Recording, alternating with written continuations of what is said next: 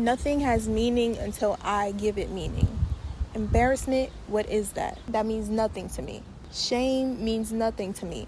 Fear means absolutely nothing to me, because I get to create and control what I choose to embody. I only know confidence, gratitude, grace, and an abundance of joy. These things mean something to me, and this is what it means to be a creator. This is what it means to live. It's actually quite scary to think that the way we see the world is what the world will give us, because then that means that our experience relies on our perspective.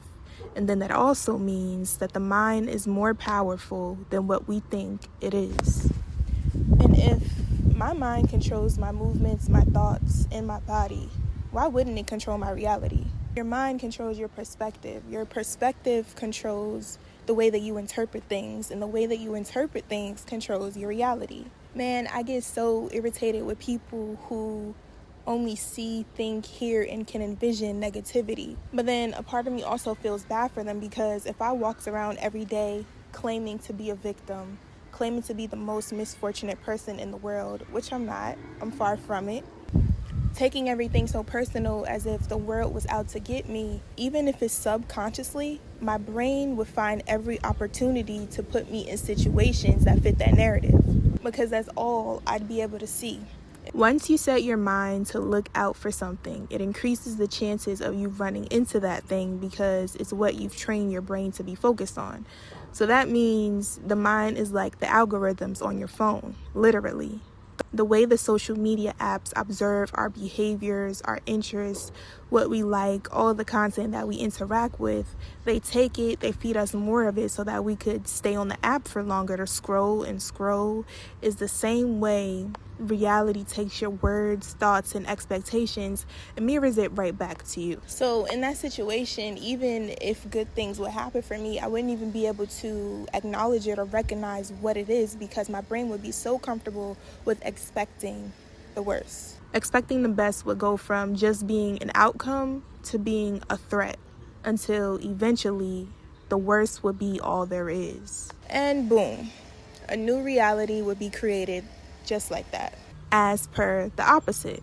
This also works the opposite way, meaning like when you expect positivity, positivity will find you, because it's like your brain creates opportunities to find what it is that your brain is seeking. So if I'm seeking out positive experiences, I'm going to find an opportunity to have positive experiences. If I'm seeking to have fun, I'm going to find an opportunity to have fun, because opportunities will be all around me.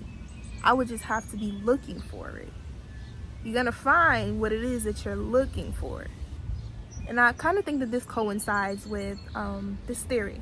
It was this theory that I heard about karma. When we experience bad people who do bad things, it always seems like bad people who do bad things succeed or win because those bad people expect to win. Me personally, I still believe that karma exists because it's a part of the laws of the universe, because whatever energy you give out is the same exact energy that you will get back. But it makes sense as to why it seems like bad people win and prevail, because they expect to win and prevail. They're so selfish, they don't care how their actions affect anybody else. They don't lose sleep over harming other people. And their scale of morality does not exist in the same way that people with morals or good peoples exist. And for me, this coincides with understanding the concept of expecting greatness and being great. Because when you expect greatness for yourself, when you expect to succeed, when you expect to always receive the best things in life, that is how you will show up in the world. And that is also how you will be treated, because that's the way that you show up in the world. And that's the frequency that you have attuned your energy to. Audacity. Have audacity. I admire people who are super audacious. And a part of the reason why I love cities like New York City and DC, and I haven't been to LA, but LA and maybe even Chicago, is because people are audacious in ways that they walk around the street wearing whatever it is that they want to wear, showing up however it is that they want to show up, especially in New York.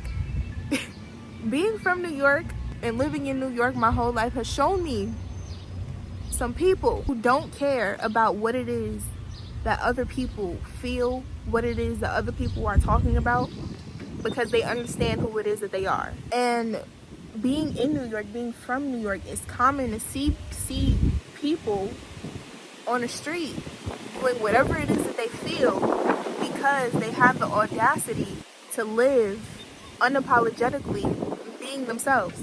Even if they look crazy while they're doing it, they don't care. Because what is judgment? Judgment is absolutely nothing. Judgment from another person means absolutely nothing. Shame or embarrassment from another person means absolutely nothing.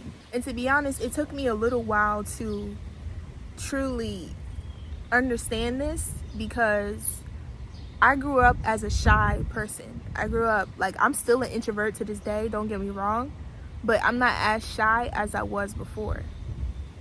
I feel like that is just a part of my growth and my evolution.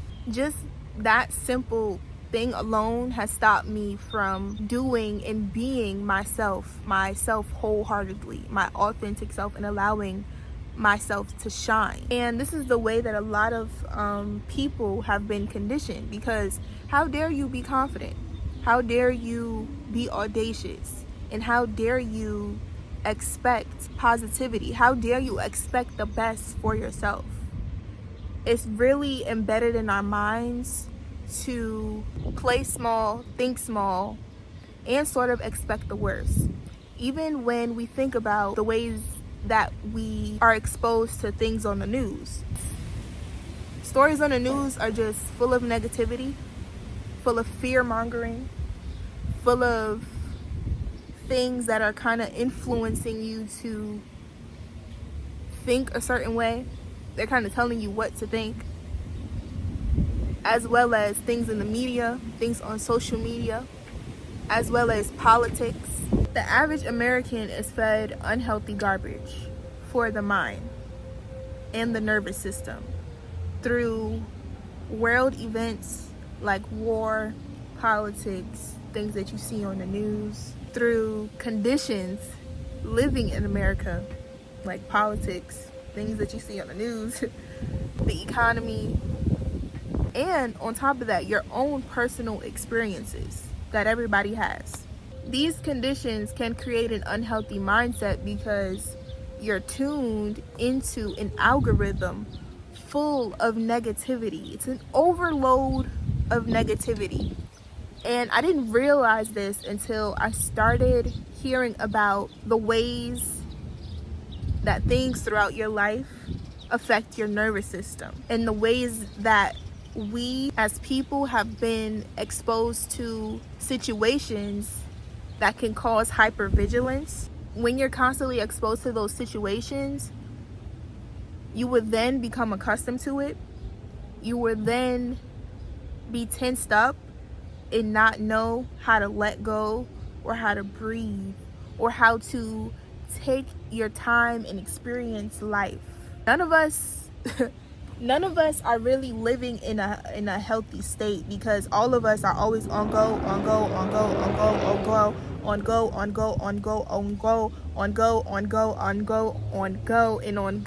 And especially with technology in our hands, we're constantly doom scrolling